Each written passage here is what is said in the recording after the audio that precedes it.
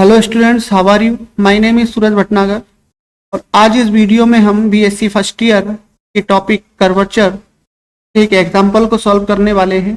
ये एग्जाम्पल वक्रता वृत्त का समीकरण ज्ञात करने से संबंधित है और इसी से संबंधित जो भी फॉर्मूले थे वो हमने अपने पिछले वीडियो में आपको बताए थे।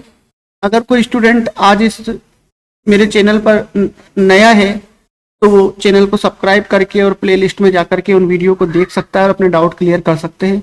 अभी हम इस वीडियो में इस प्रश्न को सॉल्व करते हैं। देखिए, यहाँ पर हमें एक कर्व दिया हुआ है। कर्व दिया हुआ है y equal to x cube plus 2x square plus x plus 1 के बिंदु 0, 1 पर वक्रता वृत्त की समीकरण ज्ञात कीजिए।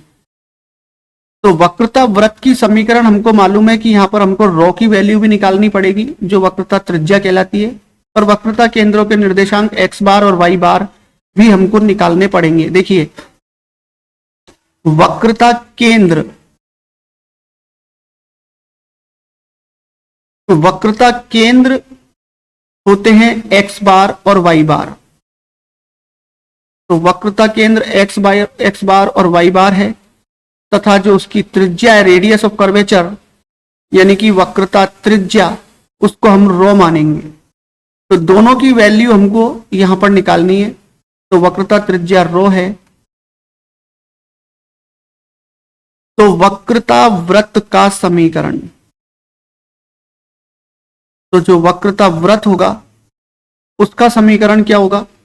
उसका समीकरण होगा x माइनस एक्स बार का वर्ग प्लस y माइनस वाई बार का वर्ग और इक्वल टू रॉ स्क्वायर। तो यहां पर अब हमको x बार, y बार और रॉ तीनों की वैल्यू निकालनी है।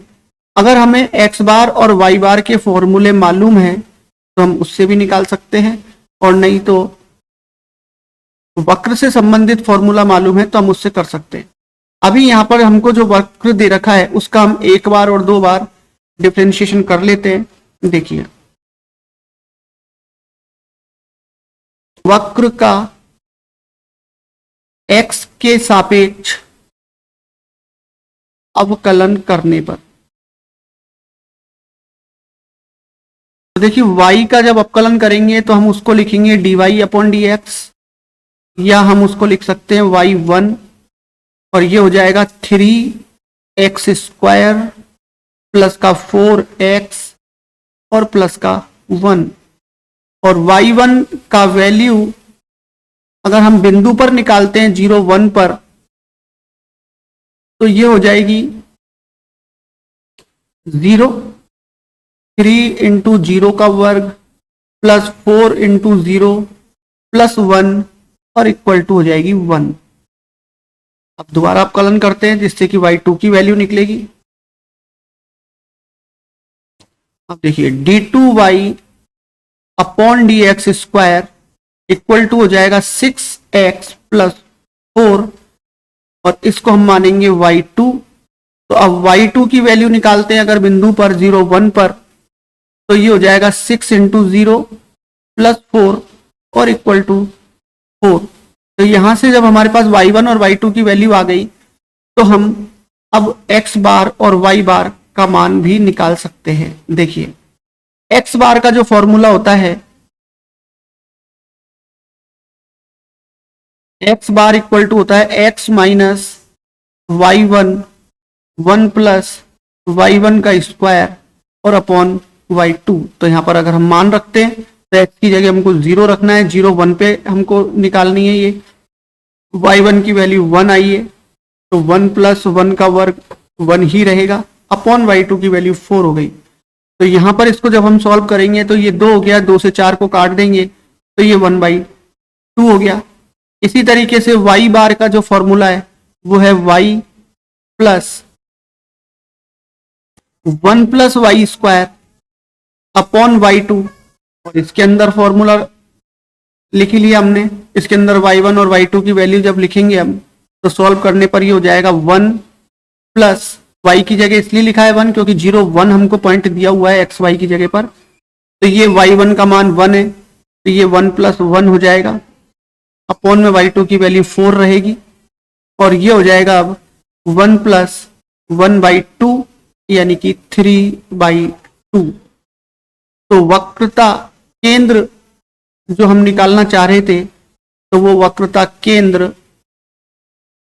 x बार और y बार इक्वल टू हो गया 1/2 और 3/2। अब हम निकालेंगे यहां पर वक्रता त्रिज्या जो हमको इक्वेशन में काम में लेनी है। वक्रता त्रिज्या अगर हम निकालते हैं तो वक्रता त्रिज्या का कार्तीय रूप में हमारे पास फॉर्मूला है। तो वक्रता त्रिज्या रॉ इक्वल टू होती है 1 प्लस y1 स्क्वायर की पावर 3/2 अपॉन y2। तो इस फॉर्मूले में रख के हम मान निकाल सकते हैं। देखिए 1 प्लस y1 का मान तो एक ही है, तो एक ही रहेगा और ये हो जाएगा 3/2 और अपॉन में y2 की वैल्यू 4 है। इसको और सॉल्व किया, 2 की पावर 3/2 का मतलब 2√2 और बटे में 4 है। 2 से इसको 2 बार काट लेते हैं और 2 को 2 बार अंडर रूट में लिख के उस 2 से काटेंगे तो रॉ की जो वैल्यू आएगी वो 1/√2 आ जाएगी। समीकरण नंबर 1 में x1 x बार y बार और रॉ की वैल्यू रख के वक्रता वृत्त का समीकरण हम निकाल सकते हैं। समीकरण 1 में मान रखने पर, तो समीकरण 1 में जब हम मान रखेंगे तो देखिए x माइनस x बार का वर्ग प्लस y माइनस y बार का वर्ग इक्वल टू रॉ स्क्वायर, ये समीकरण नंबर 1 है। इसमें हम वैल्यू रखते हैं x माइनस x बार की जगह पर 1/2 है तो ये 1/2 हो गया इसका वर्ग, प्लस y माइनस y बार का मान 3/2 है तो 3/2 का वर्ग, रॉ का मान 1/√2 है तो उसका वर्ग 1/2 हो जाएगा। अब चाहे तो हम इसको यहीं पर छोड़ सकते हैं, ये भी इसका आंसर है, वक्रता वृत्त का समीकरण है। लेकिन अभी अगर हम इसको और भी सॉल्व करना चाहें तो हम इसको कर सकते हैं होल स्क्वायर खोल के, तो ये हो जाएगा x स्क्वायर प्लस 1/4 और माइनस का x plus y square plus 9/4 और माइनस का 3y और इक्वल टू 1/2। तो यहां से ये हो जाएगा x square plus y square minus का x माइनस का 3y। अब संख्याएं हम देख लेते हैं क्या क्या है। तो संख्या हमारे पास है 1/4 प्लस का 9/4 और 1/2 को हमने यहां माइनस कर लिया और 4 इसका एलसीएम लिया तो 1 प्लस 9 और माइनस 2 हो जाएगा, यानी कि ये 9 और 1 10 में से 2 गए तो 8 को 4 से काट लिया 2 आ जाएगा। तो यहां पर ये हो जाएगा +2 और इक्वल टू 0। तो ये वक्रता वृत्त का समीकरण है जो हमको प्रश्न में ज्ञात करने के लिए दे रखा था। तो वक्रता वृत्त का समीकरण ज्ञात करने के लिए हमको क्या क्या चीजों की आवश्यकता पड़ी, वक्रता केंद्र के निर्देशांक और वक्रता त्रिज्या। तो वक्रता केंद्र के निर्देशांक हमने फॉर्मूले लिए हुए हैं उसके द्वारा निकाल लिया। वक्रता त्रिज्याओं से संबंधित एग्जाम्पल हम पहले भी कई सारे कर चुके हैं। तो उम्मीद है सभी के ये प्रश्न समझ में आ गया होगा। अगर किसी भी विद्यार्थी को इस वीडियो से कुछ सीखने को मिला हो तो चैनल को सब्सक्राइब कीजिए और अपने डाउट मेरे साथ क्लियर कीजिए। इस वीडियो में इतना ही, फिर मिलते हैं नेक्स्ट वीडियो पर। Thank you.